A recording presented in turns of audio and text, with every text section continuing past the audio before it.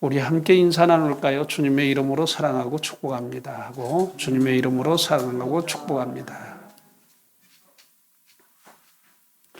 지난 2주 전에 우리는 같은 본문을 가지고 내 보물이 있는 그곳에라는 주제로 함께 말씀의 은혜를 나누었습니다. 오늘 역시 같은 본문, 같은 주제를 가지고 그 두 번째 은혜의 시간을 갖도록 하겠습니다. 기억하자는 의미에서 지난 2주 전의 말씀을 대략 한번 간단히 요약해 보겠습니다. 많은 사람이 물질 우상에 사로잡혀서 하나님보다 돈을 더 사랑하며 믿음보다 재물을 더 소중히 여기며 살아가는 그런 가운데 있습니다. 그래서 사람들은 자신의 보물을 땅에 쌓아두기 위해서 노력합니다. 그러나 예수님은 오늘 본문 말씀을 통해서 너희 보물을 하늘에 쌓아두라라고 말씀합니다. 왜 예수님은 보물을 하늘에 쌓아두라고 말씀하시는 걸까요? 첫째로 그 이유는 그것이 가장 지혜로운 삶이기 때문에 그렇다고 말씀드렸습니다. 사람이 심히 어리석은 것은 삶 가운데 탐심 곧 소유욕을 버리지 못한 데에 있습니다. 우리의 삶은 이 세상의 삶이 전부가 아닙니다. 짧은 것이 이 세상의 육신의 삶이요, 그 시간들은 마치 화살처럼 빠르게 지나간다고 그렇게 성경은 우리에게 말씀합니다. 우리 인생들에겐 육체의 삶보다도 더 소중한 삶이 예비되어 있습니다. 그 삶이 어떤 삶이냐? 내세의 삶으로서 우리가 이 세상을 떠나 우리의 영원히 거할 천국과 지옥의 삶을 말합니다. 사실 이 세상의 삶은 그 영원한 세상을 결정짓는 중요한 한 과정인 것이죠. 보물을 땅에 쌓아두는 자는 심히 어리석은 자로서 그 영원한 세계에 지옥을 선택하는 자요, 보물을 하늘에 쌓아두는 자는 영원한 세계의 천국을 보장받는 지혜로운 삶인 것입니다. 그래서 예수님은 어리석은 부자의 비유를 통해서 보물을 땅에 쌓아두는 자를 다음과 같이 책망하십니다. 그 말씀이 누가복음 12장 20절부터 21절 말씀입니다. 거기 이렇게 말씀합니다. 어리석은 자여, 오늘 밤 내 영혼을 도로 찾으리니 그러면 내 준비한 것이 누구의 것이 되겠느냐? 자기를 위하여 재물을 쌓아두고 하나님께 대하여 부요하지 못한 자가 이와 같으니라. 예수님은 분명히 그 비유를 통해서 어리석은 자여 하고 책망하고 있는 것을 보게 되죠. 그리스도인은 지혜로운 자들입니다. 그러므로 자기의 보물을 땅에 쌓아두지 아니하고 하늘에 쌓아두는 자들이라고 지지난주에 말씀드렸습니다. 보물을 하늘에 쌓는다는 뜻은 우리에게 맡기신 재물을 하나님의 선한 청지기로서 하나님의 영광을 위하여 사용하라는 것이죠. 우리의 재물을 복음 전파를 위한 일에 힘써야 합니다. 그리고 우리의 가난한 이웃을 돌보는 것과 선한 일에 사용해야 한다고 말씀드렸습니다. 보물을 하늘에 쌓아두는 두 번째 이유는 우리는 보물이 있는 그곳에 마음을 두며 살아가는 일이기에 그렇다라고 말씀드렸어요. 예수님은 본문 21절에 이렇게 말씀합니다. 내 보물이 있는 그곳에 내 마음도 있느니라 라고 말씀하죠. 그리스도인들은 하늘의 시민권을 두고 하늘나라의 소망을 두고 살아가는 자들입니다. 그런데 만일 자신의 보물을 땅에 쌓아둔다고 하면 과연 그 마음이 하나님의 나라에 가 있을까요?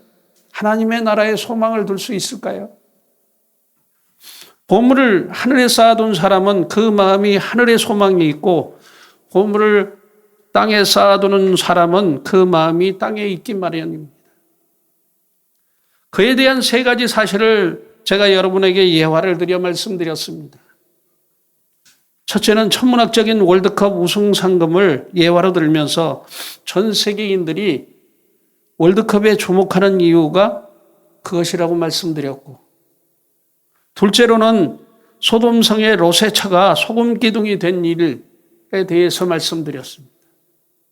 또 셋째로는 예수님을 따르겠다고 나선 한 부자 청년의 어리석은 선택에 대해서 말씀드린 바 있습니다. 사람들은 자신의 재산을 투자한 곳에 관심을 갖게 마련이죠. 부동산에 투자한 사람은 부동산에 그 마음을 집중할 것이고, 주식에 투자한 사람은 그 마음이 온통 주식에 가 있을 것입니다. 따라서 하나님 나라와 선한 일에 투자한 사람은 그 마음이 항상 하늘에 가 있는 것이죠. 중요한 사실은 그 마음이 있는 곳에 몸도 따라가게 마련이라는 사실입니다. 하늘의 보물을 쌓아두는 사람은 그 마음이 하늘나라에 있을 것이라고 말씀드렸습니다. 보물을 하늘에 쌓아두는 세 번째 이유는 빛을 발하는 삶이기에 그렇다라고 말씀드렸어요. 우리는 흔히 돈 욕심 많은 사람을 가리켜서 돈에 눈이 멀었다, 그렇게 표현하지 않습니까? 본문 22절에 예수님은 이렇게 말씀합니다. 눈은 몸의 등불이니 그러므로 내 눈이 성하면 온몸이 밝을 것이요. 눈은 히브리어로 아인이라고 이렇게 기록되었는데 그 뜻은 샘 또는 원천이라는 뜻입니다. 보는 것이 지혜의 원천이 된다는 그런 뜻이죠. 사실 어떻게 보고 판단하느냐는 것이 인생의 길을 결정하는 중요한 계기가 됩니다. 예수님은 성한 눈과 나쁜 눈을 구별하여서 말씀합니다. 눈은 몸의 등불이라고 말씀하죠. 그래서 그 등불이 꺼지면 온몸이 어둡다고 하셨습니다. 눈이 밝아야 합니다. 눈이 밝아야만 밝히 보고 밝히 깨닫고 밝히 생각할 수 있는 것이죠. 예수님은 땅에 보물을 쌓아두는 자는 눈이 먼 자로서 곧 소경이라고 말씀합니다. 그리고 하늘에 보물을 쌓아두는 자는 눈이 성한 자라고 예수님은 분명히 오늘 본문 말씀에 그렇게 말씀하죠. 세상의 물질적 욕망을 이기는 자가 하나님 나라의 영생의 축복을 얻습니다. 보물을 땅에 쌓아두는 자는 말씀을 들어도 깨닫지 못하는 사람입니다. 그래서 본문 23절 하반절을 통해서 이렇게 질문합니다. 내게 있는 빛이 어두우면 그 어두움이 얼마나 더하겠느냐라고 말합니다. 솔직히 우리는 하나님을 믿는다고 확신하면서 하나님의 교회의 지체라고 자부하면서 교회를 섬깁니다. 그리고 우리는 교회가 하나님의 맡기신 사명을 따라 선한 일에 힘쓰는 공동체임을 믿습니다. 그럼에도 불구하고 우리가 하나님 앞에 11조도 못하고 헌금 생활마저 등한시하는 것은 그것은 보물을 하늘에 쌓아두는 것이 아니라 땅에 쌓아두는 것이죠. 한마디로 말해서 아직까지 재물의 눈이 어두움에 거하는 자라는 말씀입니다. 그러므로 돈과 재물에 대한 집착을 버려야 합니다. 그리고 보물을 하늘에 쌓아둠으로 그 눈이 밝아져 하나님의 구원의 은총을 누리는 자들이 되어야 합니다. 여기까지가 우리가 지난 2주 전에 함께 살펴본 본문 말씀의 내용입니다. 그렇다면 우리가 보물을 하늘에 쌓아두는 네 번째 이유는 뭘까요? 그것은 오직 주님만 섬겨야 하기 때문에 그렇습니다. 하나님은 하나님 이외에 그 어떤 신을 섬기지 말라고 말씀합니다. 그래서 십계명 제1계명에 이렇게 말씀하죠. 너는 나 외에 다른 신을 내게 두지 말지니라. 여기서 다른 신들이란 사람이 만든 신들 곧 우상을 뜻합니다. 사실 이 세상에는 하나님 외에 다른 신은 없습니다. 오직 하나님만이 전지전능하시며 유일한 신이시기 때문에 그렇습니다. 만일 다른 신이 존재한다면 그것은 다 사람들이 만들어낸 우상 곧 거짓 신들인 것이죠. 요즘 흔히 사람들 입에 오르내리는 속어가 하나 있습니다. 구세주도 싫고 영생주도 싫다. 나는 오로지 건물주가 되고 싶다. 그런 말이 유행처럼 번져요, 사람들한테. 현대인들이 얼마나 심각한 물질적 욕망과 그 우상에 빠져 있는가를 잘 대변해주는 그런 속어가 아닌가 판단이 되어집니다. 오늘날 사람들이 돈 곧 재물을 하나님보다 더 좋아하고 마치 그것이 우리의 영혼까지 책임질 것인 양 착각합니다. 우리는 지금 물질이 만능으로 통하는 그런 시대에 살아가고 있어요.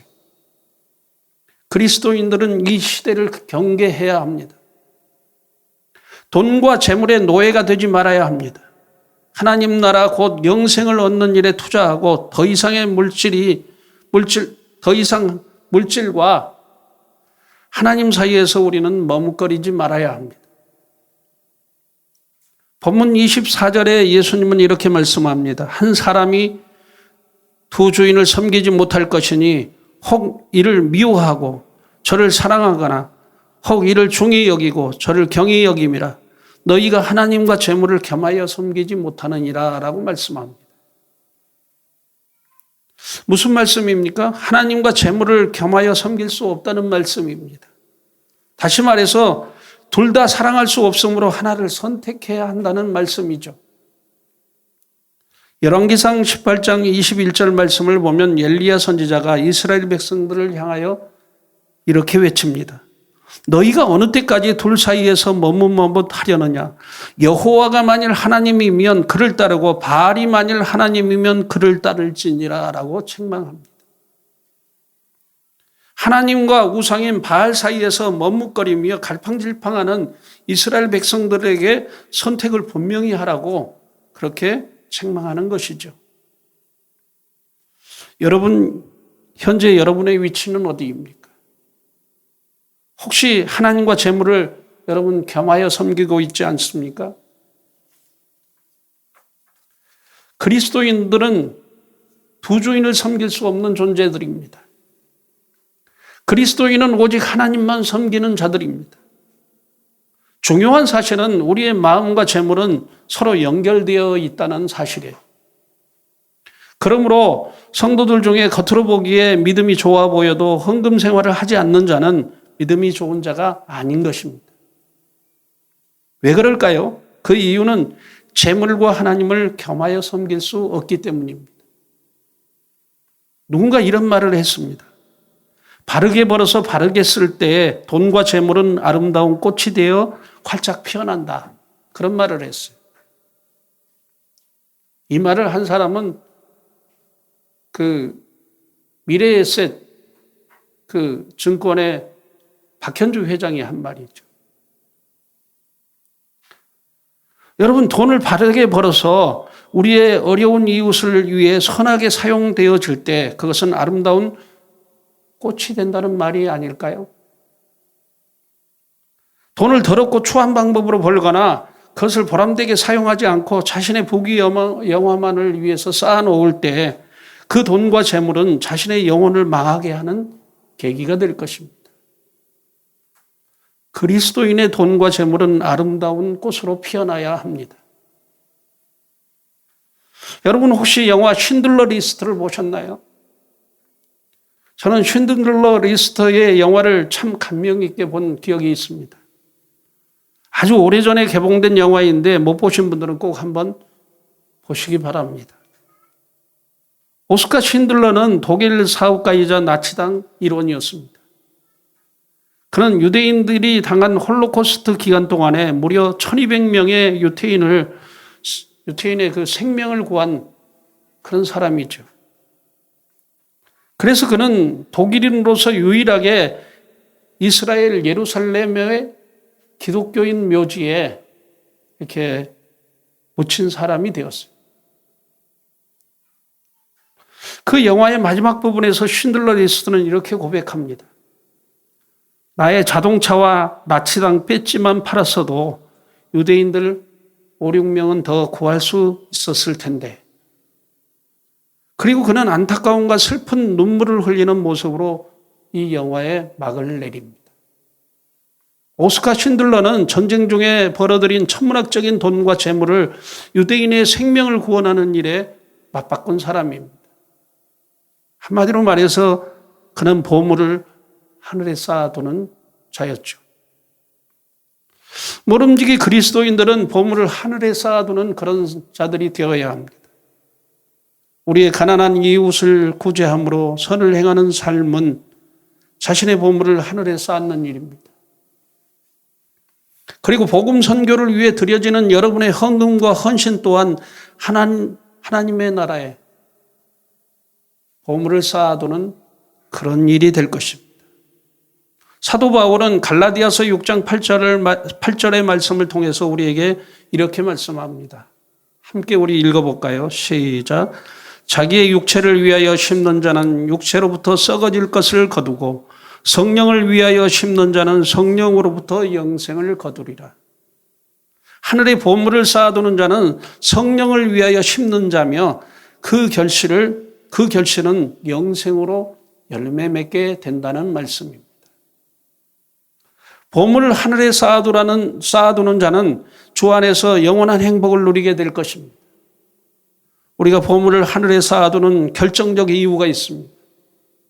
그것은 오직 주님만을 사랑하며 주님만을 섬기기 위해서입니다. 수많은 사람들이 하나님을 섬기노라고 하면서 그 마음에 돈과 재물을 우상으로 섬기는 슬픈 현실을 봅니다. 정작 하나님을 사랑한다고 말하지만 그들은 돈과 재물을 하나님보다도 더 사랑하는 어리석은 삶을 살아가는 것이죠. 저는 간절히 바라고 소망합니다. 우리 사랑이 넘치는 교회 성도들은 보물을 하늘에 쌓는 자들이 되셔서 지혜로운 삶을 살며 우리의 마음을 항상 천국에 소망을 두고 살아가며 삶 가운데 주의 영광의 빛을 발하며 오직 주님만을 사랑하며 섬기는 자들이 되시기를 예수님의 이름으로 축복합니다. 기도하겠습니다.